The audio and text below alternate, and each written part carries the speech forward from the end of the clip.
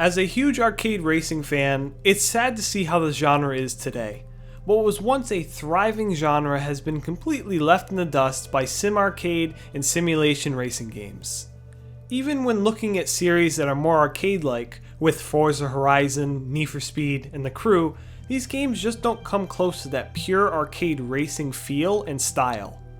This downfall has been noted by many, but the reason why hasn't really been talked about. Each of these games have individual reasons on why they failed, but there is one main reason that has contributed to the downfall of the genre. The downfall of arcade racers is due to mobile gaming.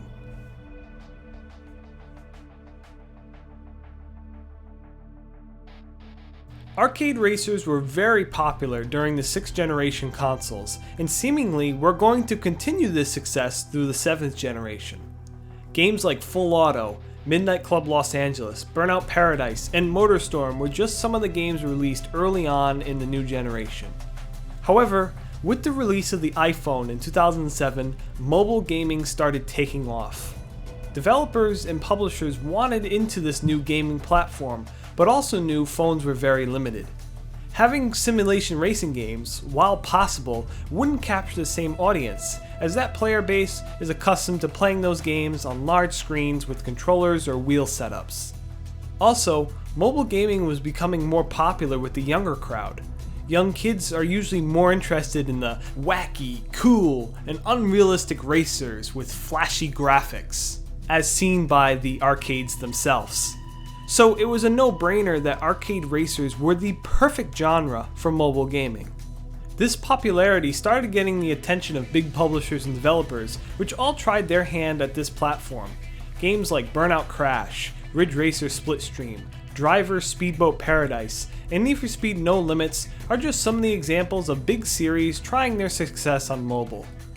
Especially after the commercial failures of Split Second and Blur in 2010, it sealed the fate that arcade racers were no longer viable on mainstream platforms.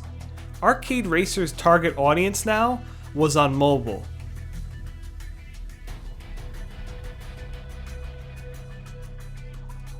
It's apparent that due to this popularity, this has in turn changed the perception of the genre.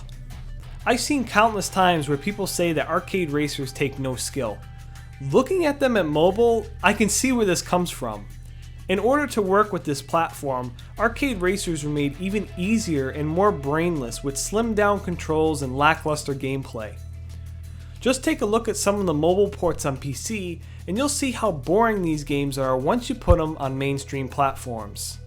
This also has changed the monetary value of these games. Arcade racers just don't have the same perceived value anymore, as people are not willing to pay $50, $60 for these types of games. Arcade racers as a whole are just seen as mobile garbage.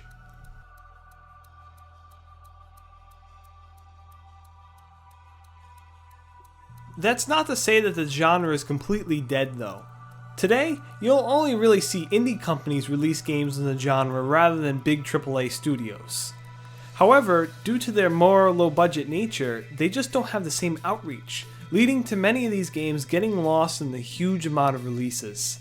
And of course, they again get compared to being a mobile game as, like I mentioned, these companies just don't have the budget to make a AAA experience.